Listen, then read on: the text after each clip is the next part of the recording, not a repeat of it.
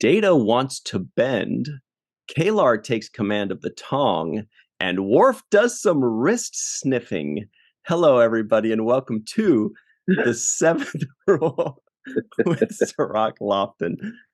My name is Ryan T. Husk, and today we're doing a review of Star Trek The Next Generation, Season 2, Episode 20, The Emissary, television story by Richard Manning and Hans Beimler, teleplay by Richard Manning and Hans Beimler, based on an unpublished story by Thomas H. Calder, directed by Cliff Bole. There's a lot to say there. This was June 24th, 1989. Where were you? What's up, Cirroc? We got to act serious now. There's that's a mouthful right there. Everybody at home, we were having our laughs ahead of time, and it seems like they might have carried on into the recording. This is an episode that is sponsored by our very good friend WARDOGHEIM, aka Bill Erickson, out in Montana, one of our favorite buddies out in the blue skies of Montana. Thank you very much for sponsoring this one, Bill. Yeah, we salute. How are you, Cirroc? I'm good. I'm doing good. Yeah, this is not what I thought when I heard the episode titled "The Emissary." You know, I'm like, oh, this is gonna be something. It's true.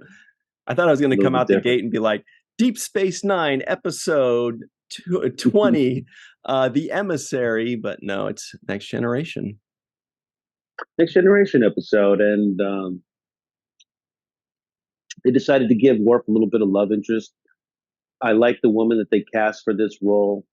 I thought she was strong and assertive, and had the right balance of human and Klingon. I thought mixed in her performance and in the way she carried herself in the episode. I liked her performance. Mm-hmm. Lot to talk about there. But before we do that, everybody at home, please make sure you are liking this video. You're subscribed to the channel. If you're listening in, please give us a 5-star rating and a nice review. If you are watching this on YouTube and you want to know where you can find us for an audio podcast, just go to the Seventh Rule, wherever you find your podcasts.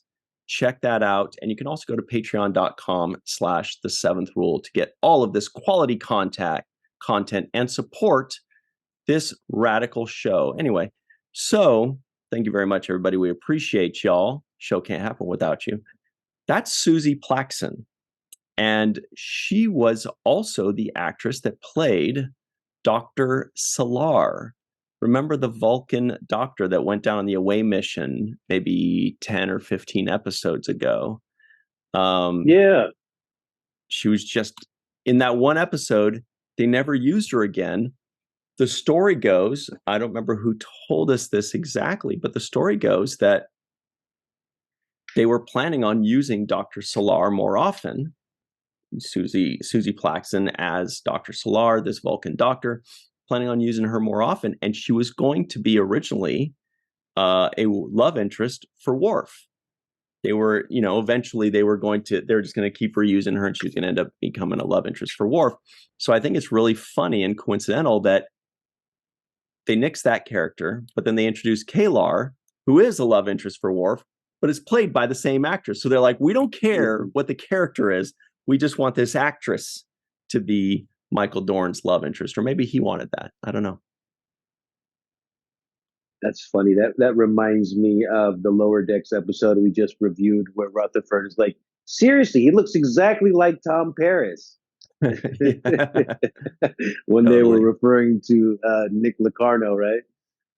So this is kind of one of those Nick Locarno, Tom Paris moments. The character comes back, the exact same person. Yeah, so here is Dr. Salar. There she is. You'll remember her. Oh, yeah. And it's a shame that... I kind of liked her as Salar, too. I know, it really is a shame they didn't keep Dr. Salar. I found myself thinking that is a perfect recurring character, a secondary doctor, right? Because there are medical episodes, and Pulaski needs another medical professional to bounce these thoughts or discussions or arguments off of other than a captain or an engineer or a Klingon. It'd be great to have a recurring medical professional.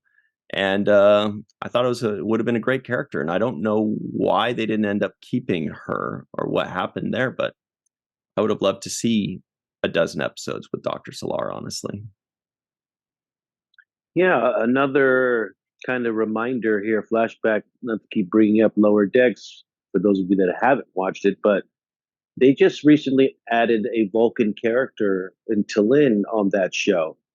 And the presence of a Vulcan on a show, I believe, gives you an entryway to a certain kind of humor, a certain kind of seriousness that they bring.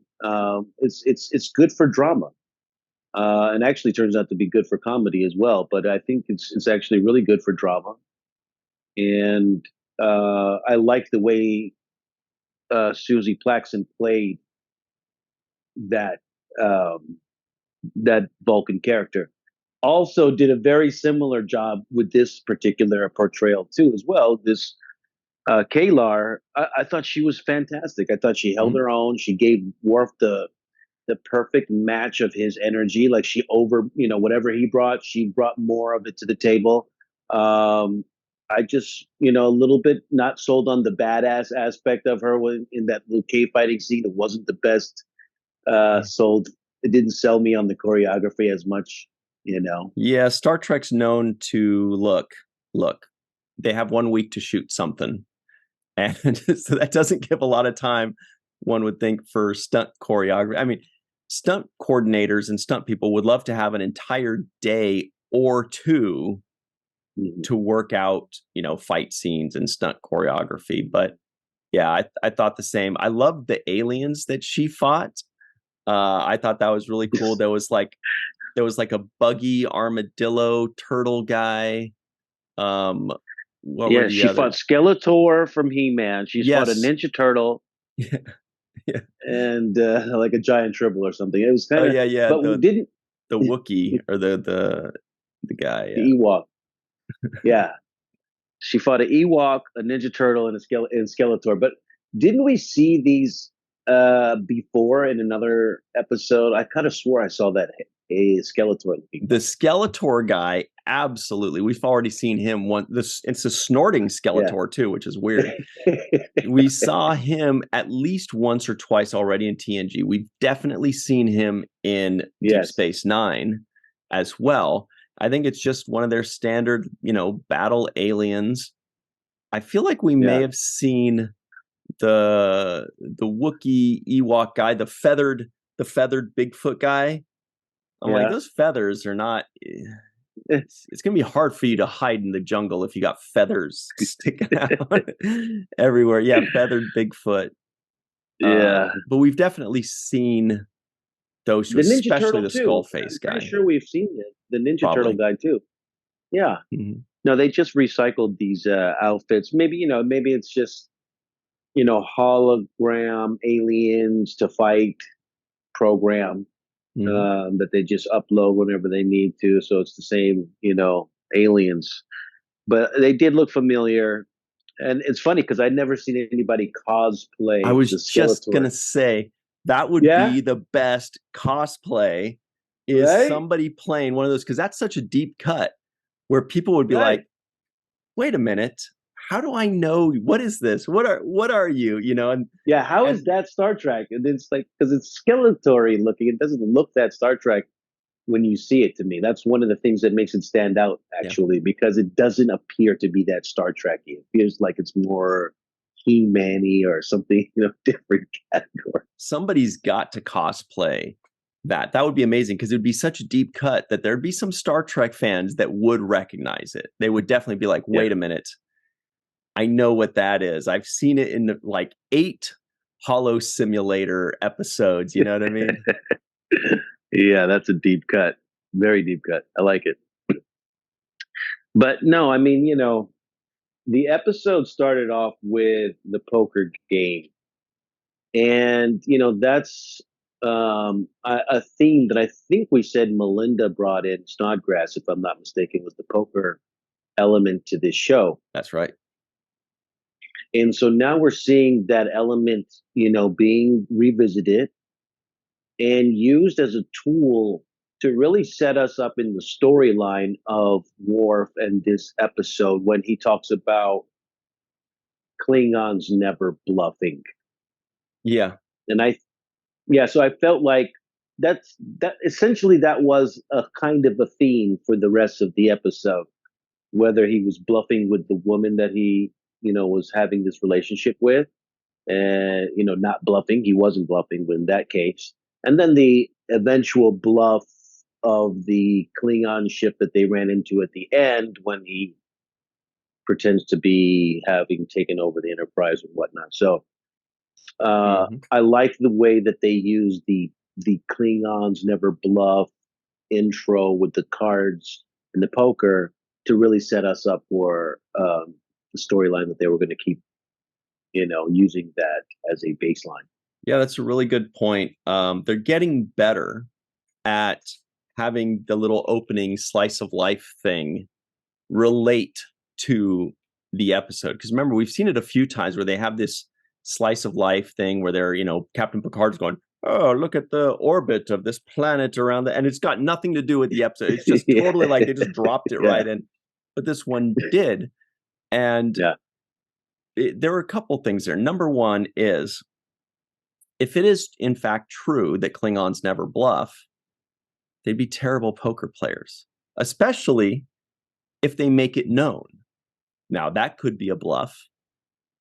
Who knows? Maybe he's playing 3D chess and he's got mind control. But as soon as he said we never bluff, I'd be like, oh, cool, let's play again then.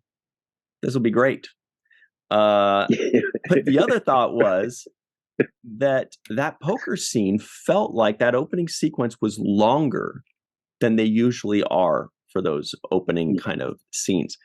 It dragged on longer and longer. And I actually was really happy about that because I was like, I'm enjoying seeing this banter, seeing how this plays out. And it really felt like it, I feel like nowadays they would cut that so fast. They would cut it in half. They'd just be like, get to the point. But it really dragged on. And I was happy about that because I'm like, I like to see, these characters, especially Dr. Pulaski, that, we don't see a ton of throughout the series, obviously. And so it's nice to see a little bit of her personality in there. Mhm. There's no Troy. There's no Guinan in there. It's just kind of Pulaski and the bros. And I really liked that scene. I was glad that they incorporated it. And the first thing I thought, yeah, was Melinda Snodgrass. There she is, leaving her imprint on the show. Yeah, absolutely. And um, I did like that opening, and I did like the whole watching Data dealing, for example, and calling the next game, which is a 7 card stud kind of game. Um, just those little things. I wanted to see how Data would deal. Like how he actually moved the cards around. It's kind of a art form to just dealing cards in itself. So I wanted to see how he dealt the cards. And watching his comfort zone with shuffling and dealing was very fun to watch. The kind of interchange between them, it makes you feel a slice of life not associated with their mission, duty, and their responsibilities.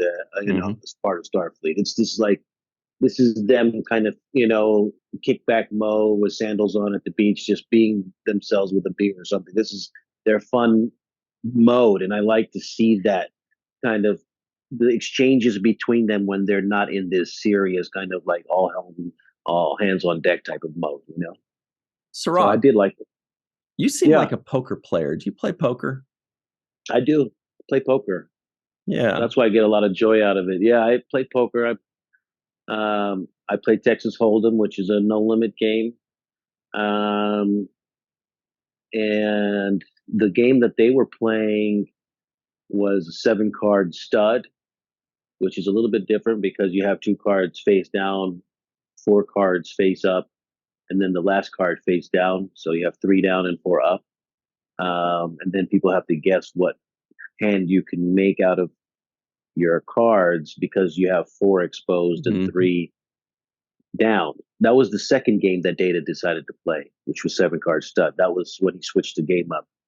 But prior to that, they were playing, I think, 5 card draw, and that's where Worf showed that he had a full house with aces over queens. Yeah, the only real poker I would ever play was with Halloween candy when I was a kid. We would play, and we would bet candy. And so we'd ante up with like some shit candy, like the orange and black wrapped ones, or some kind of candy that, whatever, that's the ante. And then we would just bet with, the biggest bet would be like a candy bar, and then so you kind of figure like the hierarchy of candies, like some of the big ones would be like worth 5 of these, whatever others. Yeah. That was always a fun thing. And I bluffed like it. All I did was bluff because I'm not a Klingon. Well, and that goes back to your point about Worf saying Klingons never bluff. If you never bluff, you will not be that good in poker. You have to bluff. That's the whole point. You have to bluff. That's how you get good. Because otherwise, everybody knows they know you have a good hand when you have a good hand. And they know you have a bad hand when you have a bad hand. Than not bluffing is them knowing that you never bluff. Because once they know you never bluff, but I think he's just made that up because that's what I thought was clever about the story. Towards the end, he does do a bluff. He came up with the idea, which he shot out to Picard about, hey, let's make it look like the Klingons won the war and we're running the Federation. It was a beautiful bluff. It was a beautiful play. And he was bluffing with the other guy that he was looking across, like, I'm going to destroy you. It was great. He very much bluffed that guy hard. And I will submit, Kalar also bluffed, not just in that instance, but when she acted like their mating meant nothing. Remember, she admitted when she was leaving, she's like, actually, it did mean something, you big lug. So she was bluffing too with Worf. So those Klingons are always bluffing, those rascals. They just it's a game of bluff. They love it. They love playing the whole gamesmanship of, not letting your opponent know what you're thinking. Mm-hmm. I think that's part of their gamesmanship. But yeah, I thought that who was this new woman that was at the helm next to Data too? Did you pay attention to her in the beginning? Yeah, she had like one line. And I wrote it down because I was like, whoa, she got a line. I'm always happy for somebody that gets like one line. Because I'm like, is that somebody that we need to pay attention to? Is it? I don't know if we ever see her again. We'll have to look that up. She says, here's her quote. "Course laid in, Captain." I bet she practiced that all night the night before. I would have. I've been like, I got 4 lines. I am not going to. Can you imagine? Everybody, they say this line. And she's like, course, look, shoot, do it again. They'd be like, seriously? Seriously. But yeah, I don't know. We could check to see if she's ever back, but that's the first I remember seeing her. Well, it's funny because they sprinkle us with these characters. The Latina character that was with Geordi a couple episodes back, what was her name? Selena? Yeah, she was an engineer. In engineering. Oh, Selena Gomez. Or not Selena Gomez. Sonia Gomez. Sonia Gomez, yes. So we see these characters pop up like Sonia Gomez, and you're expecting to see more of them because they get lines, and then you're like, no, I guess not. So this lady, the character's name was Ensign Clancy, maybe named after Tom Clancy. Mm-hmm. I think that'd be a good guess with Star Trek fans that are writing this. Oh, she got 2 episodes. What is the other one? Okay, so we have already seen her. Season 2, Episode 3, Elementary Dear Data. She played Ensign Clancy in that one as well. Okay. She's got quite the extensive IMDb page. She's done a lot of stuff, but those are the only 2 episodes in any Star Trek. She also did some pretty cool things in Seinfeld. Everybody can go check her out. Her name is Anne Ramsey. Anne Ramsey. Oh, wait. Oh, she was also in A League of Their Own. That is pretty awesome. Oh, Yeah. it looks like she was the lady that had like this gigantic bruise on her hip in that movie. Great movie. Great movie. From Sliding, I think it was. Anyway. Very uninteresting that they would, 17 episodes later bring her back. Like she was in the third episode of this season. Yeah. And we're on the 20th episode. So like 17 episodes later, they're like, hey, we have this line that somebody has to say. What about that Ensign Clancy lady? Like that's strange to me, right? They're like, course laid in, Captain. There's only one person that can give me Clancy. We need Clancy. Yeah. But sir, that was 4 months ago. I don't care. Track her down. We need Clancy. Ensign Clancy must come back for this line, and then never again. What about Sonia Gomez? Now we've had enough of Sonia. Bring Clancy back. What about Dr. Solar? Susie Plaxton can't do 2 roles? Can't she? Yeah. So yeah, those are some of the interesting things that kind of pop out to me when I'm watching these episodes. Like, how does this random woman get these lines, and then you never see her again? And probably not see her again after this point. And it's funny because you think when you're booking the job as an actor, and they're like, "Hey, the people over at Star Trek really liked you, and they're calling you back." You're like, "Oh wow, okay, so they're gonna probably use me a lot more often now because I've just gotten a call back. My agent says they liked me and they want me to play the same character or maybe even a different character." So you're thinking, "Oh, I'm going to get some work," and then they're like, "No, just that other, it's just these 2 times." I'm also looking up. There's this guy that is like in every episode apparently of the first 3 seasons of the Next Generation, and he goes by the character of Youngblood, Ensign Youngblood, and the actor's name is James G. Becker. So he's in this episode and like 39 others. Jeez. James G. Becker, Youngblood. So check him out. Wow. Yeah, you got to pull that picture up. I got to see that guy. What does he look like? You've been seeing him all this whole time? He's been in around? I don't, to be honest, I mean, if he's in 40 episodes, I don't even really recognize him, but here he is. Pull him up. There he is. That's Ensign Youngblood. I feel like I remember him. He did something in the first season, maybe with Worf. I think there was something going on with him and Worf, or him and the Traveler, or something in the first season. Because I remember looking him up once before, actually. There he is, hiding in the corner. Yeah, I've never seen that dude. We've seen him like 30 times. Not once did I see him. He must be a lower decks guy. Speaking of which, everybody, we've got to hop to our break in just a moment here. But we also want to tell you that if you are enjoying our podcast, listening in on the 7th Rule, wherever you listen to podcasts, you will also love the 7th Rule 2, wherever podcasts are found, because that's where we review Lower Decks, Strange New Worlds, Discovery, Picard, Prodigy, all the new Star Trek. The 7th Rule 2, that's the 7th Rule, and the number 2, wherever podcasts are found. So definitely check that out, subscribe to that, and give us a 5-star rating. All right, let's jump to that break real quick, because there's a lot more to talk about with K'Ehleyr and how I think she kind of paved the way for a Voyager character. A lot of people might know what I'm talking about, but we'll be right back on the 7th Rule. Hello, everybody, and welcome back to the 7th Rule with Cirroc Lofton. Doing his Arsenio Hall impression. All right. The most awkward Arsenio Hall interview ever was when he interviewed the Olsen twins, and they were like 5 years old. And that poor guy, they were so shy.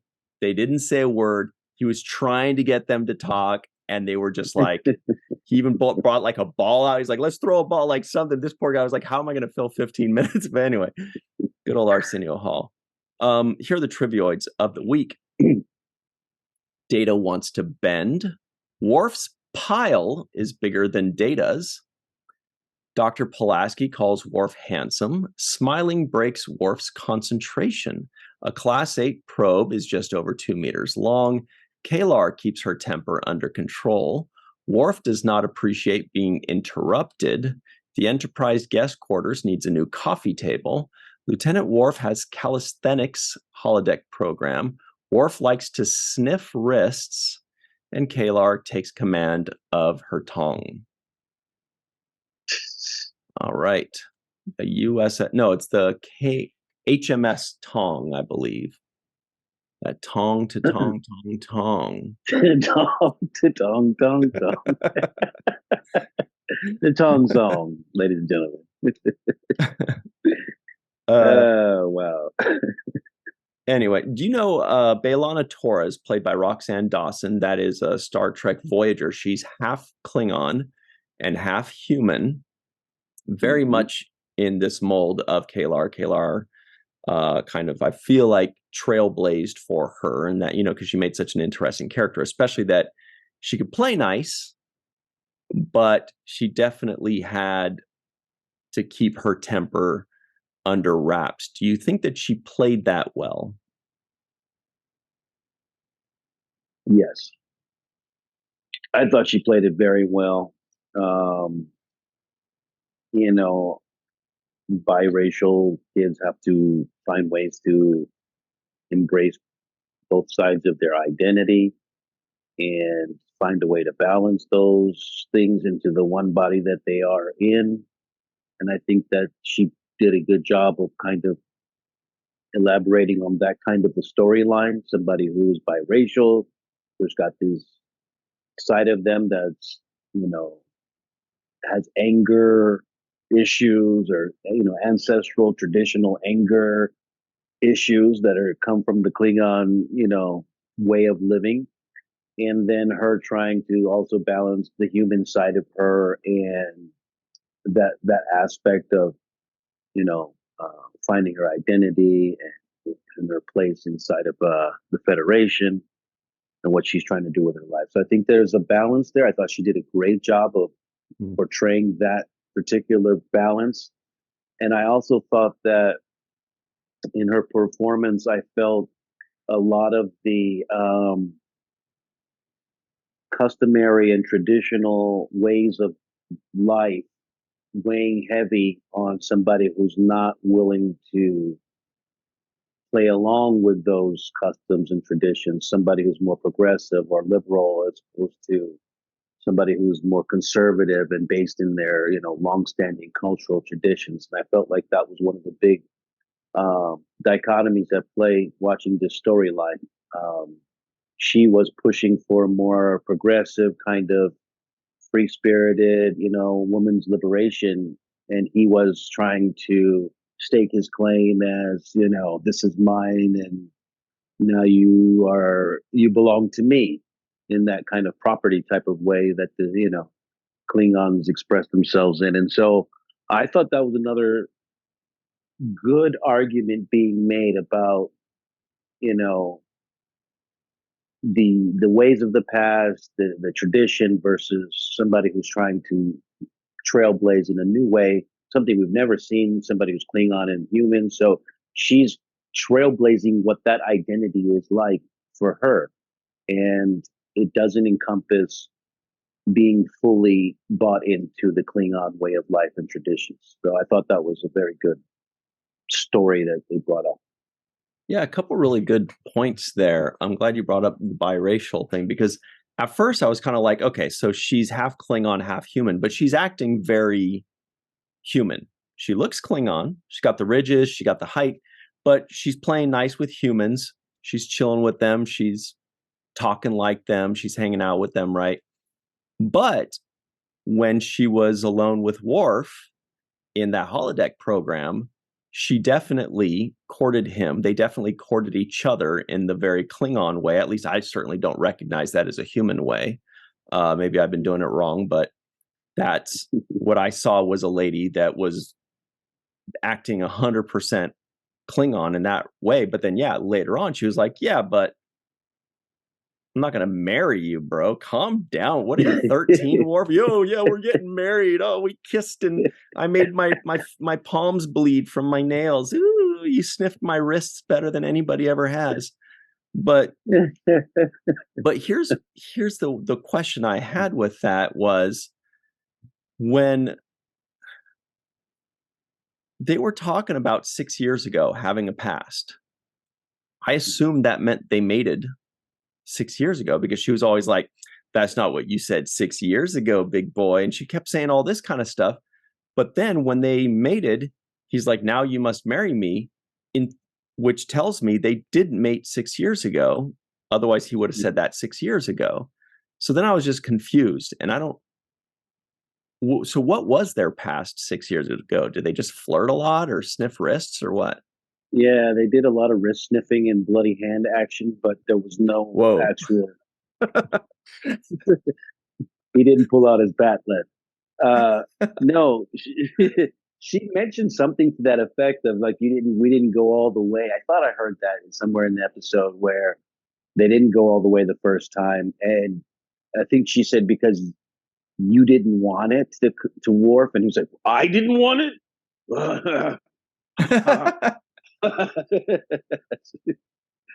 So there was a little mention of them kind of having this chemistry, but not actually acting on it or going all the way. So there was a little, I thought, backstory on that. That the thing is, Worf needed some action because he's walking around. He sees Riker. He's laying down all kinds of new star bases over there for the Federation. Yeah. Riker gets to walk around showing his nipple wherever he wants. Worf has nipples. He wants to show them. Even Data got some. Yeah. Even an android got some. Like literally. Even Wes kind of did too, right? The boy. Right. Oh man. Even Troy was getting married. Yes. Yes. Everybody's gotten some action. They even gave Geordi I thought Sonia was his like somebody that he was gonna have like some kind of interest in, but that didn't last. But poor Geordi. But yeah, Worf needed some love, man. What the heck? He's built up, so he finally found someone that is his match, and that turns him on, and that I see that flash forward because we know Worf later on, and with Dax. He's really turned on by a fighting a woman with fight in her. That's he actually likes to see them physically fighting, and when that turns him on, the actual fighting part. That's why he snuck up in the program. Like, let me see what's going on up in here. Yeah, Klingons are like that, and Worf is another person that is divided between two races because he's 100% Klingon, but he was raised by humans since the age of 5. So he is assimilated with the humans. He acts fairly human, but he still has these very Klingon instincts. He still tries to hang on to the Klingon rituals. He still plays with the pain stick. He still has all of these things, but if you'll notice, he's different than Klingons. Like when we get to know Klingons more in later years of Next Generation and all over Deep Space Nine, they're kind of a rowdy, merry bunch. They're not just always angry. They're not always pouting. They're like kind of gregarious. They're laughing, they're drunk, they're partying, whatever. Worf's never like that. So he's still kind of this conflicted character, where he's clearly not acting fully Klingon, but he doesn't feel comfortable with the humans because he has the Klingon instincts. So yeah, I think it's great that he finally got to release some tension rather than just beating up on Skeletor. Skeletor's like, somebody give me a break. Somebody do something about this guy. He keeps putting on level 10 and beating the hell out of me. This is too much. Yeah. Yeah. I mean, she she was a very good match for him, because she also has that kind of double experience living in, kind of two worlds. And you're right. I feel like the Klingons have a very Viking type of Mm, uh, feel to them, right? Like you just, like drinking out of big mugs and just eating chicken legs and just like doing some, Viking stuff. That's what I really feel like, they're the future version of that. Or the Mongols, like, Genghis Khan and whatnot. So there's right. different ways to perceive it, but something in that vein of, you know, pillage and loot and be And on your drink way. and party, yeah. Yeah, And tell pretty much. stories of And battles tell and stories. dying in battle. And Worf's just like, well, I like to mope. I like to pout and huff and puff. He also huffs and puffs a lot. He's like, well, I do not believe, Captain, that I should be walking over here when I'm the chief security. And Picard's like, Mr. Wolf, that's not. Well, I'm just saying that. He's always Yeah, kind it's a of. counter. But yeah, maybe He's a very Kalar could powerful. bring the Klingon out of him. Maybe he just needs to be around more Klingons because I mean he's clearly got to be unhappy. His best friend right now is Wesley. That's kind of a ripoff. Yeah. I want to give a little shout out to the costume designers. I thought that Kalar's outfits were banging. I mean, they were rocking. And both of them when they were Klingons, they were they looked really cool.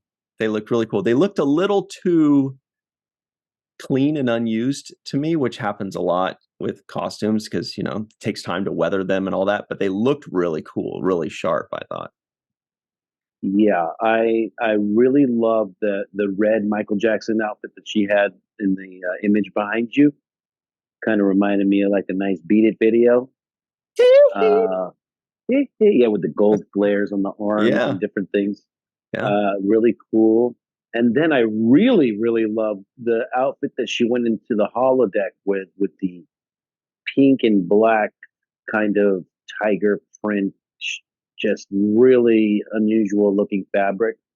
And they also draped on top of it this black metallic kind of, you know, I would say it looks like something you would wear in archery or swordsmanship or something, but it looked really cool, like a battle sheath over her pink and black um, leotard fitting outfit. I thought that was just really cool.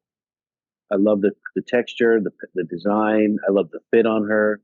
I like that she was, her height was really something that stood out as well, just yep. because she's so tall, and it made sense as the opposite of Worf, who's also, a big guy. So even her nail polish, they used a nice little brown kind of coat of color on her nail polish. So I felt like the details were done well on Kalar's character.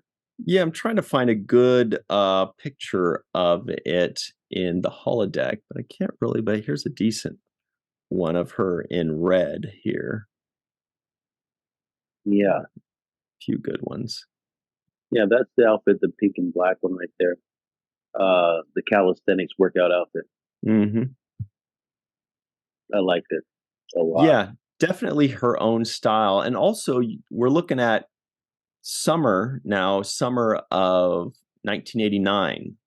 So you could see, the Michael Jackson influence, as you mentioned.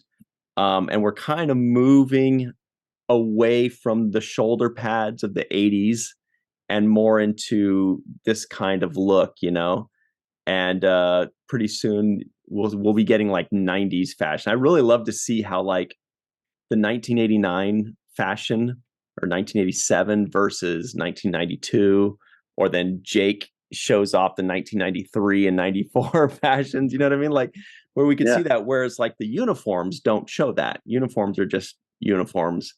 But it's Hmm. kind of fun to see how they dress up these people. But yeah, her stuff she looked awesome. It's good stuff. She looked awesome. She looked very awesome. Um, And the other thing I wanted to highlight as well was, the I don't know if this falls under props, but it feels like it was a prop, and that is the coffin that was beamed aboard the Enterprise. That coffin-looking shape thing. Somebody has to design all that stuff. It was the Class A probe. I thought it looked cool. It was like, and I kind of imagined myself like, how difficult would it be to have to be confined in that little thing while Me you're flying too. around? Yeah, right. I was like, that gas mask better be putting me to sleep. There's no Yeah, way. Can you imagine you're sitting there, you can't move, you're just like lying there, and yeah, then like that's it. And then you hope someone finds you within, what was it, 6 hours that thing was floating around? Like, what if they yeah. don't? What if they don't? And you're there for like 8 days or 2 weeks. I mean, what I don't know. They don't have to bury you because you're already buried. So that's that's the only good part man? about it. After You like gliding five around in hours, space. I would want to be buried. I'd be like, dude, I can't do this. Just lying there. You Yeah, can't move. You're just lying there. yeah, And with some foam on yeah. your face. Oof. No, that thing has to put you to sleep. It has to. Like, Yeah. there's no way that you can survive in that kind of confined space. There's no room to walk around in that thing.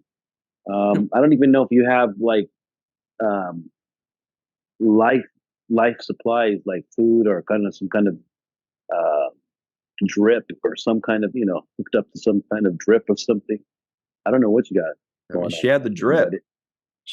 She definitely had the good, cool clothes, but yeah, no, there was nothing there. She didn't even have a fanny pack. There was like no room for anything.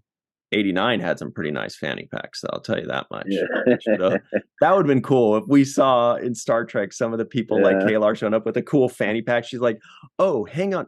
Oh, do you need what kind of reverse polarity technique do you? Okay, yeah, I got that right here. Let me get this in my fanny pack here. Okay, that'd be pretty cool, Yeah, but nothing like that. super dated. That would be. That would be as dated as you can get. Uh, Yeah. Let us know in the comments below, what is the most dated outfit or accessory that somebody had?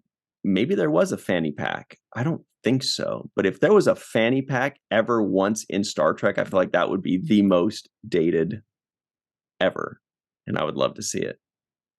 Yeah, I would, off the top of my head, one of the things that I think is dated is the leotard workout outfits that Troy was wearing. Those That was little Jane Fonda back in that date, that time period. Nobody wears that anymore. Mhm. Or the teased hair. Yeah. That's another thing.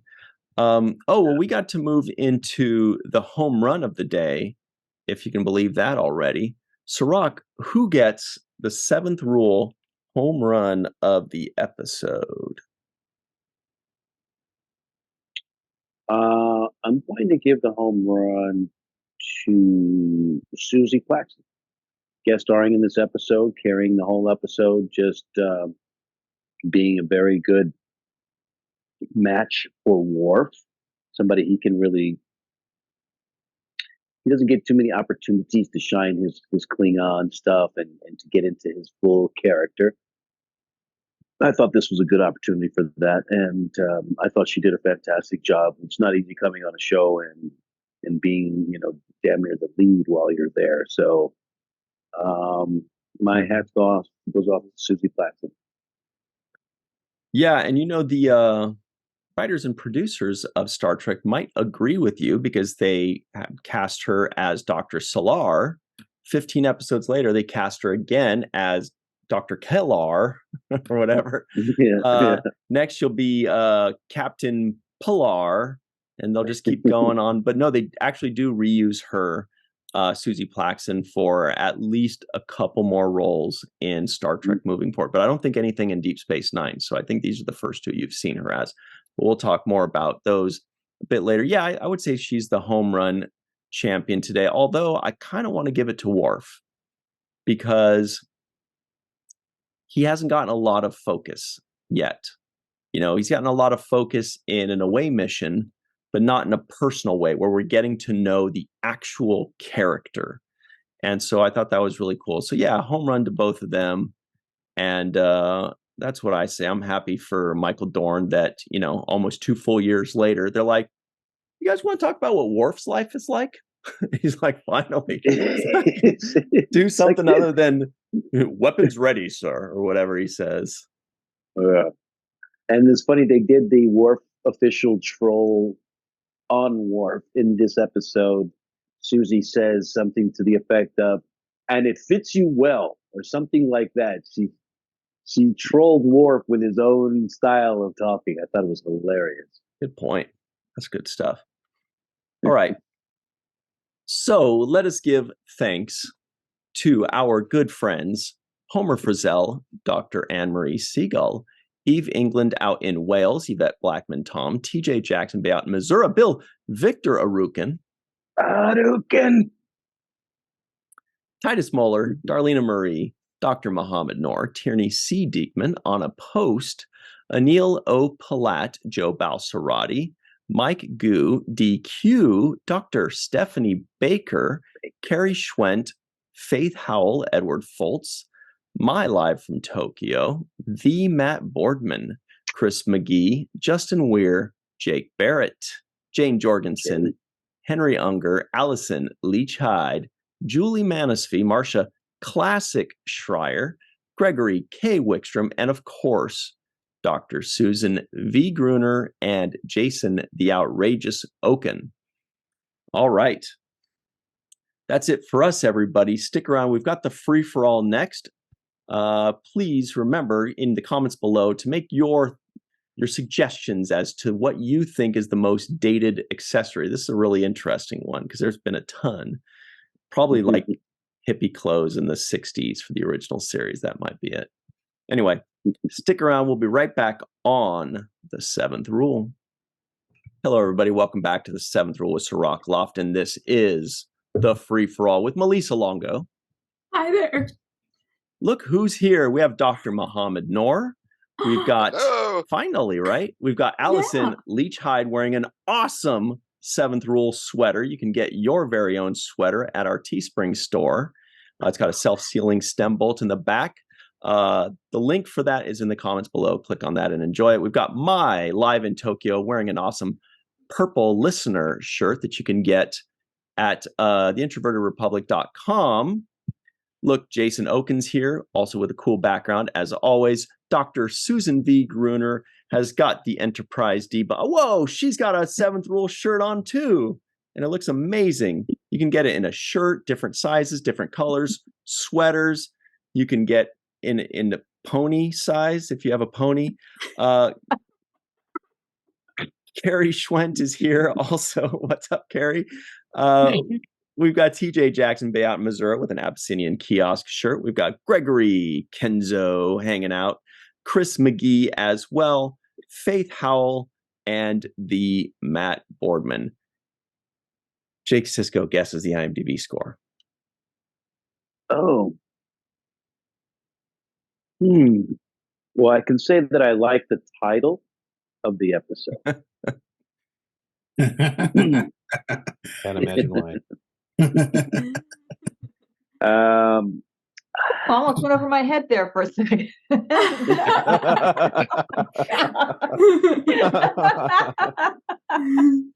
I'm going to go with a 7.2 on this episode. I think a 7.2 is fair. Does anybody else have any guesses that doesn't already know? And maybe bump it up for the title. I don't know.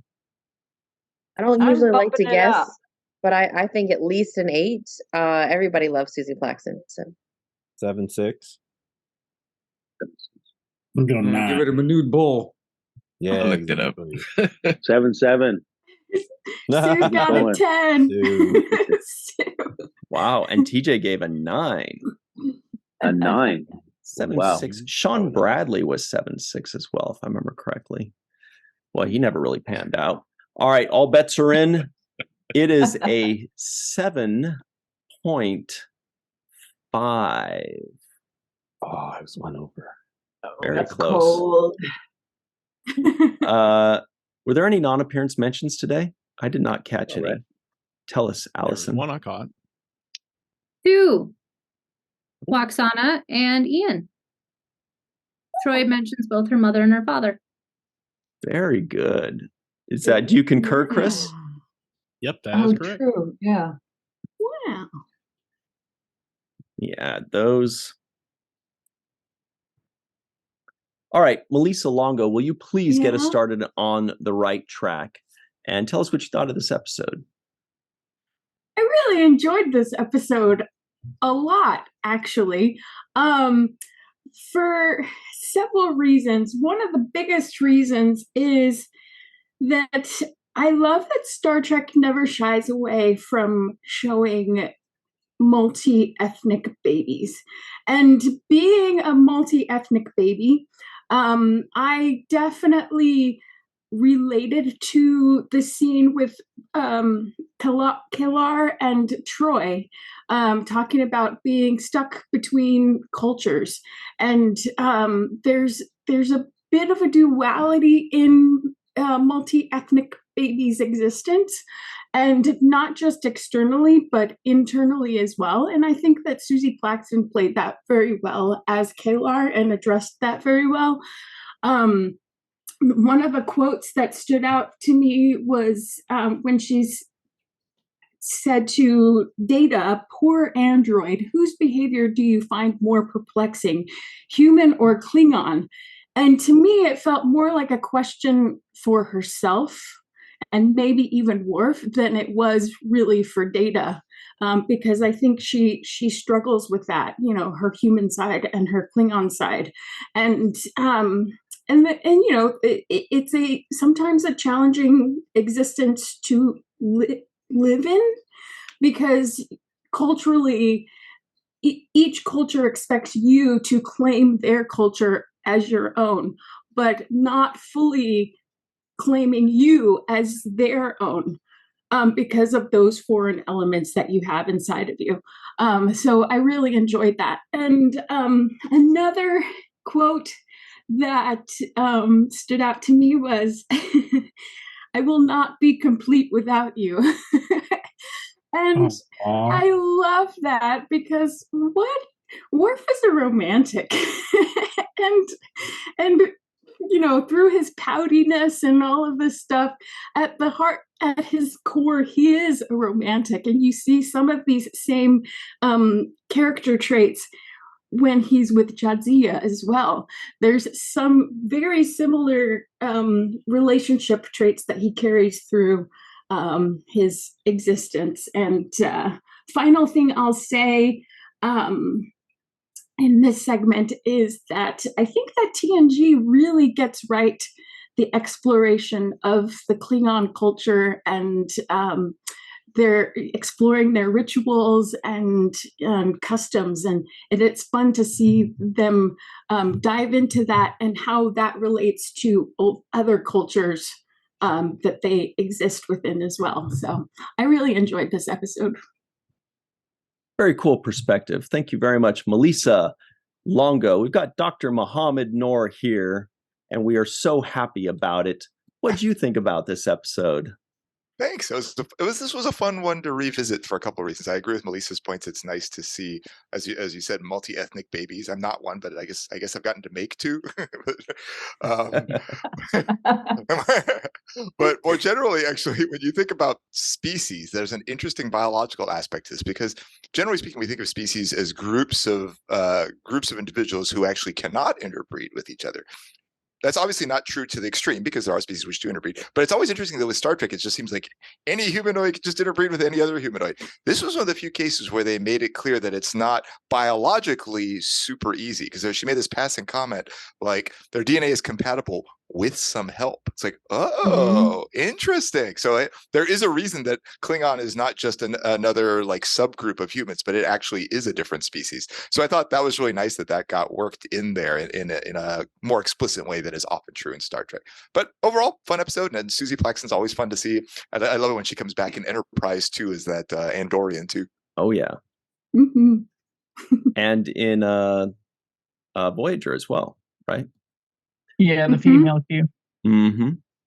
All right, everybody. Allison Leach Hyde is next. What's up, Allison? What do you think of this episode? Hello. I've always liked this episode. It's fun. We get more Klingon culture we get to dive into it, get more of it. So that's always fun. And Kalar has the best costumes in this episode. I love the red costume. I love the pink and black one too.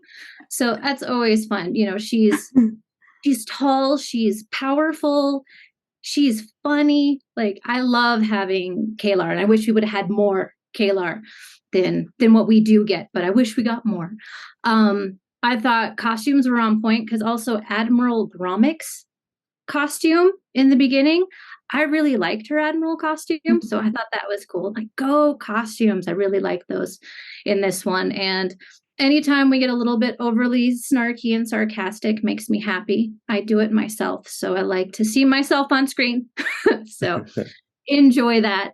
And the episode's entertaining, it moves fast, and it's enjoyable. So I've always liked it. Never skip it. Always rewatch this one.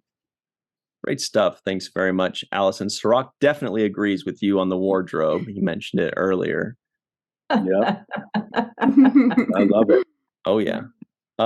Mai is live in Tokyo. What's up, Mai? What did you think of this one? First, the red bolero that Kalar is wearing when she sits on the console, sort of boob height to Worf's face. I want one. It's amazing. It's in fact, Susie Plaxton is amazing. Just stunning. I mean, color me ever so slightly jealous. Some girls have all the luck. She's great. The next scene, though, is absolutely made for Justin and me to enjoy. I hope Justin watches this free for all. The scene where Kalar is walking out of the meeting with Worf, she's steaming mad, and the strains of Love Reign O'er Me from the movie and album Quadrophenia by The Who starts playing and getting louder and louder. I mean, she's clearly a woman scorned and annoyed as hell. Love has her firmly in its grip. It's reigning over her like a dominatrix. She enters her quarters, and the crescendo in the song, when Roger Daltrey shouts, "Love!" is when she screams and smashes the glass table. And her scream is even, which sounds a little bit like the word love. So just absolutely subliminal and perfect. In fact, my background is a shot from the movie when the main character is walking on the beach in Brighton where the action takes place. It's a gray dawn morning, a gray dawn, and he's all kinds of heartbroken. So what I did is I superimposed on him an image of Kalar that I took from the scene where after the argument, where she's coming out of the turbolift to go to her quarters. And that's what that is. And the colors are the Who colors. So yeah. Anyway, Justin, this is for you. I absolutely love this blending of Star Trek and the Who. And then after their calisthenics, I wonder why she's so hesitant to formalize their relationship. I mean, she clearly has a look of fear of something. And I think maybe it's her sense that she would lose her freedom or the life that she's achieved as an individual. She seems to show that she wants him in a modern sense, but not to the extent that she loses her individuality. I don't think this is a Klingon or human issue that, as she says initially. I think this was designed to show the evolution of the dreams and successes that women were enjoying more and more in the late 80s. I mean, just a great episode, all the feels, and just adds fuel to the fire of the Call for a Worf series. Thank you, Mai. You always brighten the show for us. Thank you. Jason, the Outrageous Oaken, hated that joke. He's not even sure it was a joke. What did you think of this episode? Well, Ryan, as I said, I don't have a sense of humor, so I don't find anything funny. Or I find everything funny. Define it as you want. I guess I'll pick up on what Allison said. I've always enjoyed this one. It moves really, really fast. I think it's, again, one of the faster paced ones. And frankly, it moves even fast, even though it seems like Cliff Bull wants to slow it down. I felt a little stapled to my seat very, very often, just looking at it. And I'll, save a lot of this kind of stuff for later. But again, I think because it moves so fast, you can kind of forgive that if you don't pay too much attention to it. I think, certainly Susie Plaxton's performance is terrific. And frankly, whenever Michael gets to do something a little bit more, it's great. And I think I've said it before, in terms of character development, Worf gets more than anybody else, certainly in the first 2 seasons. If you look, you get into his background, he gets a lot more than any other character. And it's wonderful to see Michael do his thing. it's certainly great to see. I mean, typically you certainly get a good guest cast, and Susie does pretty well. I was a little put off by Lance de Gaul's performance, and frankly, if I'm pronouncing her name correctly, was Jorgen Johnson. I think she was a little stiff, but maybe that's just my perception of that little scene that she did. Maybe it's a little bit hard to do because you're probably sitting by yourself in front of, with some little bit of a background in the corner of a soundstage with, scoop supervisor feeding you lines. So I think she was, a little stiff.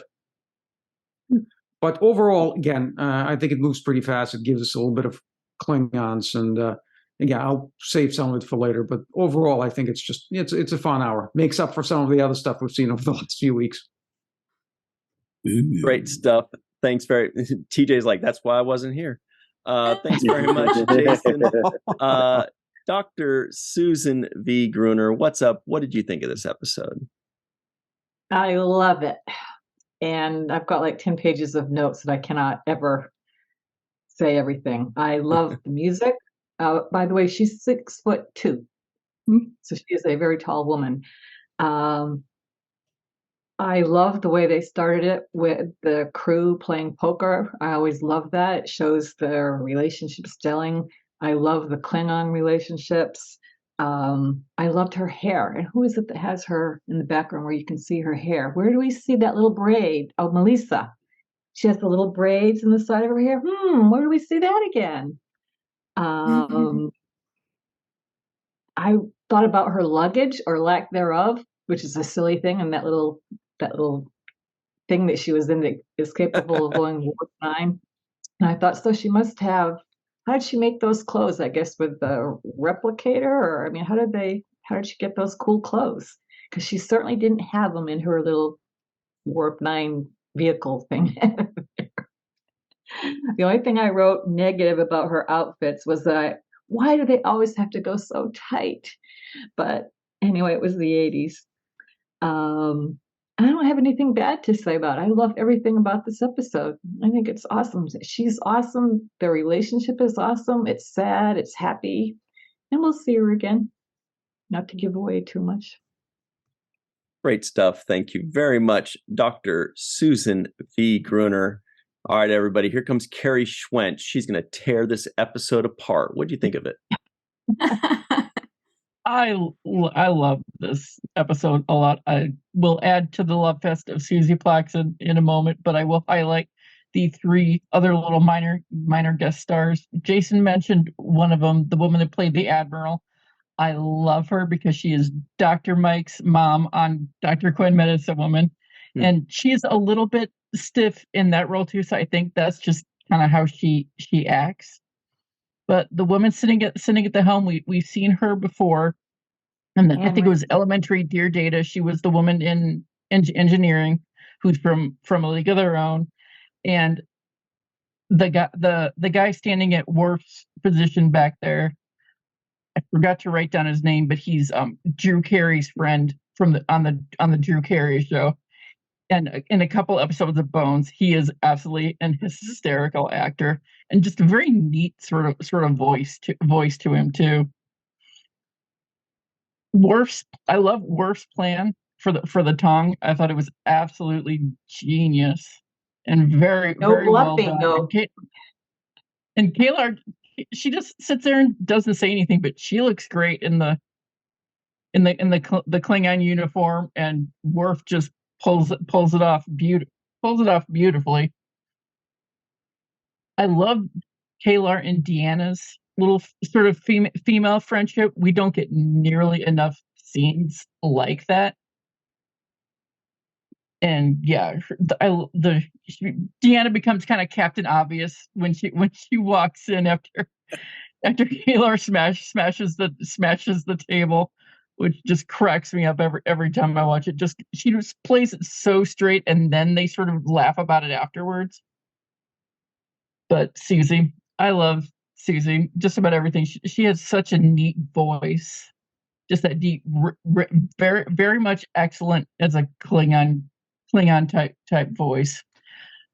My husband and I both sincerely hope to meet her in person someday, because there's story for another day, but we owe her a very deep apology, and a couple of you have heard me tell the story before. So, but yeah, she is awesome, and she's fantastic also on Voyager. But I loved something that Worf said when they were in the holodeck hanging out afterwards. He says something along the lines of that humor is used as a tool to talk a lot, but not say very much.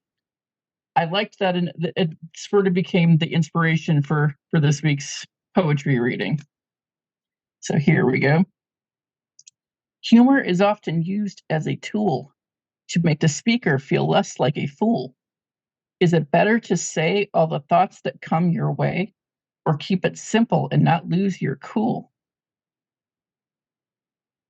I tried to work her response to that in there a little bit, but it's fun. And apologies for my crappy voice. I was at a concert a couple days ago. T-shirt from that. It always takes me a few days for the worse my voice is, the better the concert is. And this band I highly recommend. Very much. They're hard rock kind of metal. All right. Great stuff. Thanks very much, Carrie. Rest up that voice. TJ Jackson Bay is here. Took a few weeks off because he's like, those episodes were boring, but this one is his favorite. What do you think of this one? Howdy. Oh yeah, this episode is pretty good. It was nice to revisit it.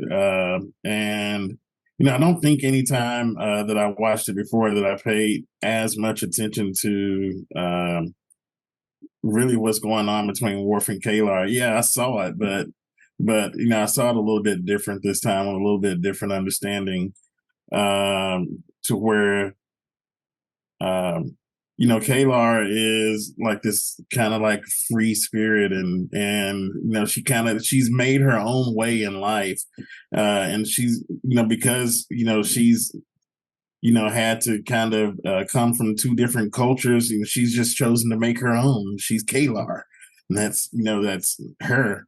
And Worf, on the other hand, he also has a background with two cultures. Yeah, he's a full Klingon, but he was raised by humans. But he's the opposite. He's trying so hard to be Klingon that he can't see straight. He can't see anything else. It's like tunnel vision. And so, he's so committed to taking this oath, and she's like, so like, no, I'm doing my own thing. Like we're not going to do that just because culture says we have to. And so, I thought that was really interesting, dynamic, and an interesting story to tell when it was told, and an interesting story to tell now. One of my favorite lines is when she walks in and tells Worf, "We're alone now. You don't have to act like a Klingon glacier." Because she's trying to break him out of that shell. That's her whole thing in this episode, is like, I love you, but loosen up just a little bit. And let's just be us. We don't have to do, all of that stuff just because, of a world that, neither one of us is really fully from. And so it's like, just drop the act, and Worf doubles down 100% because that's who he is. And both of them are just fine. That's okay, because they're both exploring who they are. And that's why I enjoyed this episode so much. I'll save more for later. Great stuff, TJ. Thank you very much. We've got Greg Kenzo here. He's got a smirk in his and a sparkle in his eye. Something crazy is about to happen. What do you think of this episode, Greg?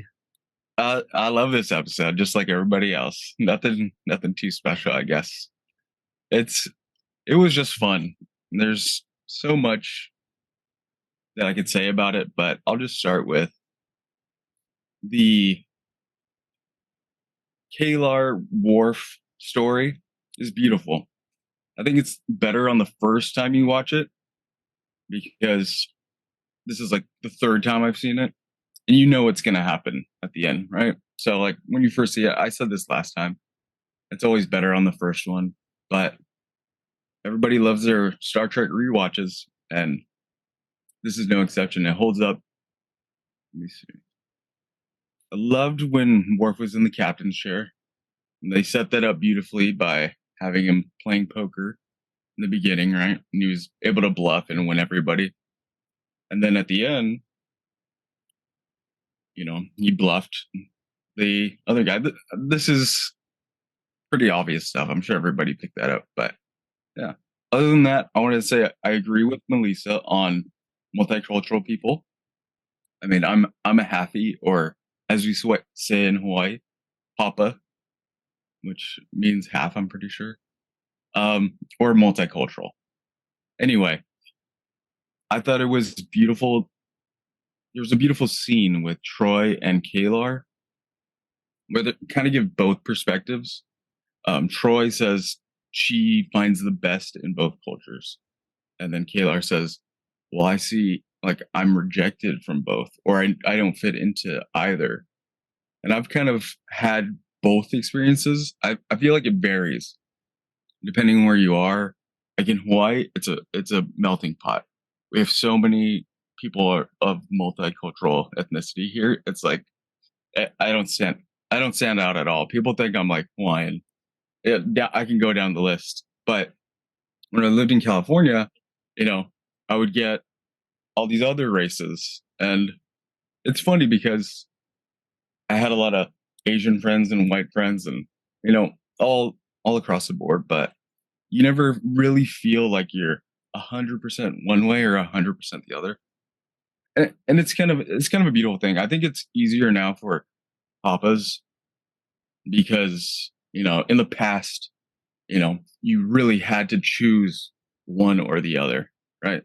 And I think that's what Kalar is kind of getting at when she says that. And Troy it's like the newer thing. Troy, she's multicultural, but it's less obvious, and so that sometimes helps too. Well, helps is maybe the wrong word, but I think it varies. And this isn't even on the episode, but okay, last thing, Susie Plaxton, amazing. She's like an old Hollywood actress, and sometimes in the way that she talks, let me see. The philosophy, I guess I could say, from this episode, that I really like talking about philosophy, as you can tell. Worf says there are always options in my experience. There's always a way to take more than one solution, and he finds that. And I think that's a really important thing to, keep in mind, I should say. Yeah. Mm-hmm. Great stuff. Thank you very much. And aloha, Greg. Aloha. Chris McGee, the Dark Lord, is here. What's up, Chris McGee? What did you think of this episode? I can't disagree with everyone else here. It is one of my favorites. Although this is not the emissary we're looking for, or at least not the one we all know and love, which is not to say that we don't love Susie Plaxton. It's great to see the poker night again. As Sue and Greg commented, Worf's comment, Klingons never bluff, of course, foreshadows the climax of the episode. One thing I thought was a little interesting was when the Admiral was telling Picard what to expect, she says, once the envoy is briefed you, I think you'll understand our caution. No, I still don't understand it. I don't understand the secrecy and the caution. This could have been an email. As for the story of the Klingons being in cryostasis or cryosleep, whatever, and waking up to a completely different universe or galaxy at least, it reminds me, strangely enough, of a little story from one of my old favorite video games from the 90s called Privateer 2: The Darkening. Don't hate me. Wherein there's one planet, sometime before like faster than light travel was invented in this universe, the FTL travel, a colony ship was dispatched from a planet called Hephaestus. I'm not sure how that's pronounced. on the 119-year journey that separated the two planets, that one and the one they wanted to colonize at the time, called Bex. Unfortunately for the colonists, FTL drive was invented some 70 years after they left, and so the expectant settlers landed on the planet only to find that another group of settlers had arrived 30 years previously, their journey having taken a mere 4 weeks. So that sets up some comedy in that game. But without spoiling anything in this episode, I'll just say that the seed has been planted for many future episodes. Hey, that's a good one. And of course, I'm sure this is everyone's favorite memorable quote of the episode. Some calisthenics programs are better than others. Oh, yeah. Thanks very much, Chris McGee, the jokester. We've got the Matt Boardman. What's up, the? Listen, that is reserved for, private moments. No, in the holodeck. No. Calisthenics. Calisthenics. How much fun is this episode? Like, this is, as everybody else has said, this is just really a fantastic episode. As I was watching it this time, I kind of had this perspective on Worf that I guess I haven't really thought about before. Worf to me is he's one of those guys that really loves a particular culture, but has only read about it in a book. And so it's he's kind of defined these set of rules for what it means. And we get this throughout, Klingons don't do this, Klingons don't do that. And forget which episode it is later on where, he's talking with Guinan and he says, well, Klingons don't do this. And she's like, no, Klingons do. It was laughing or something like that. And and she's like, no, Klingons laugh. You just don't laugh. And so I this whole thing when he has this moment with Kalar in the holodeck and now he's like, okay, well, according to what I've read, now it's we are mated for life. We're, this is it. And so he starts doing that. And Kalar's when she had her adverse reaction to it, which I agree was probably, very much okay, this was great. This was wonderful. But, there needs to be a little bit more to this than this is a matter of honor. You're talking about life-changing things. And that's one of the things I love about Star Trek is it, these are actually things that may exist out in our real world, and we shine a lens on it here, which I think is that's where Star Trek always to me is in its greatest is being able to examine humanity and different cultures and different upbringings. I mean we all come from different backgrounds and we have different beliefs and trying to meld those two and especially, and it gets especially complicated when it comes to relationships. And I love Worf when things don't go as well as he planned, and then Picard's he comes out onto the bridge and he's just moody as all get out, right? And then Picard is Mr. Worf, you need to relax. I am relaxed. That's kind of we've all had those moments where that's not, whatever's happening is outwardly affecting us. And then one last thing about Susie Plaxton, got the chance to meet her back in 2008 at STLV, and she's absolutely wonderful, and she is just as hilarious. You see, there's a lot of Susie in a lot of her performance. And in fact, when I walked up to her table in the dealer's room, she had a little acrylic with a printed paper on there, and it was a list of all the questions that she gets asked all the time. And number one on her list was, how tall is Susie Plaxton? And the answer was 6'2", right? The answer was 6'2". I was like, hey, you want to go play some ball? Amazing. Great stuff. Thank you very much, Matt Boardman. Faith Howell is here. What is up, Faith? And what did you think of this episode? So like everybody has said, it's a great episode. I won't put it maybe in my top 5, but it is definitely a memorable one. And Susie Plaxton, because she reprises so many different roles throughout all of Trek, is a household name for sure in my house. And a couple of things in this episode made me draw back to our old favorite DS9. Specifically the episode where she comes in and Worf is working, and her whole persona is like, look at me, and he's just like, you're late. It's like, sorry, I had to make myself beautiful.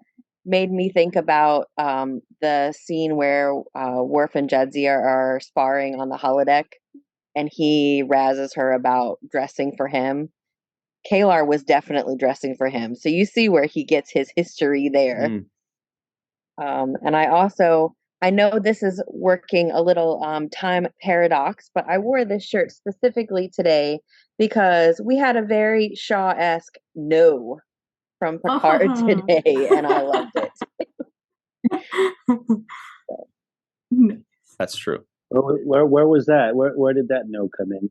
When they were at the in the discussion lounge, and they're talking about their plan for destroying this Klingon ship. Oh, sorry. And Kalar says, there's just no other way. There's nothing you're going to be able to do to overcome their programming. And Picard just goes, no. And she goes, no? Yeah, we're going to figure it out. So very, very Federation moment there. We're going to be diplomatic. We're going to figure out how to not murder these people who have been in stasis or whatever for however long. We're going to figure it out. And so I thought that spoke to the Federation as an organization and how we're going to use our skills and our knowledge to overcome any challenge that comes to us. So thank you very much, Faith Howell. We appreciate you. Good knowledge there. Cirroc, Jake's final take. Any final thoughts?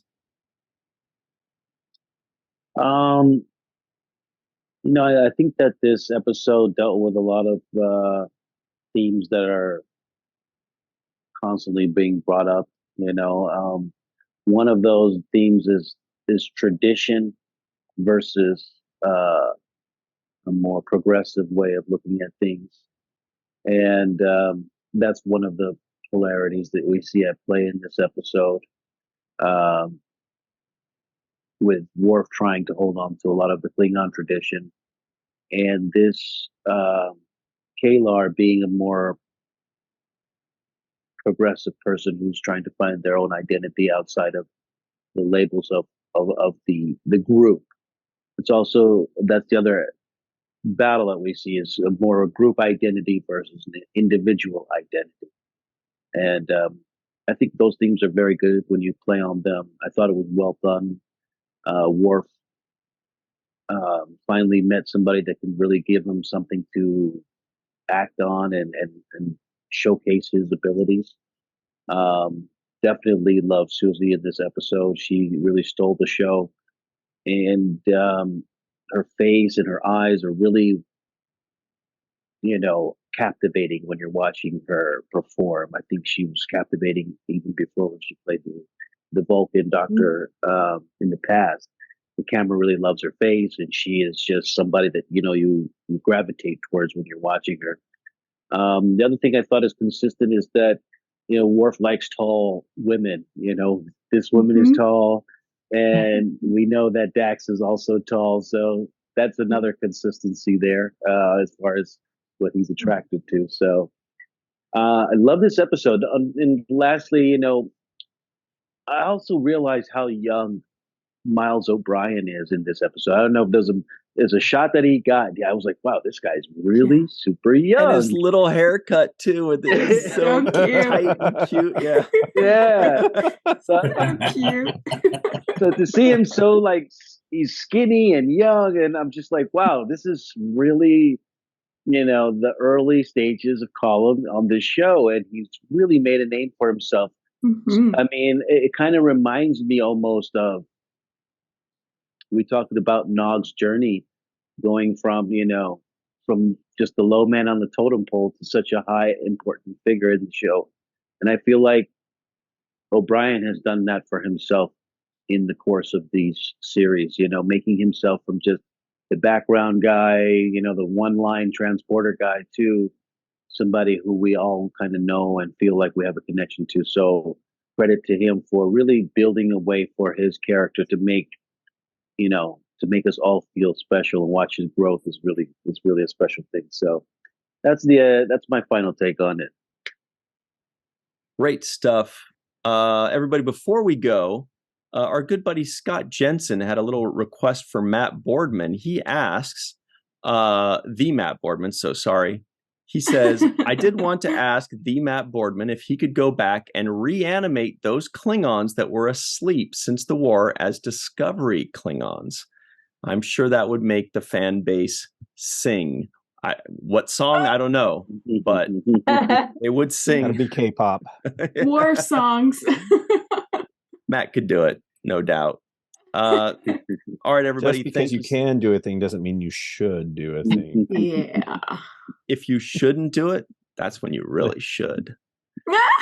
So, thank you to Melissa, Allison, Mai, Jason, Sue, Carrie, V. Matt, Chris, Greg, TJ, Faith, and Dr. Muhammad Noor. For myself, Cirroc, Melissa, and Mr. Aaron Eisenberg, we appreciate all of you and want to see you next time on The Seventh Rule.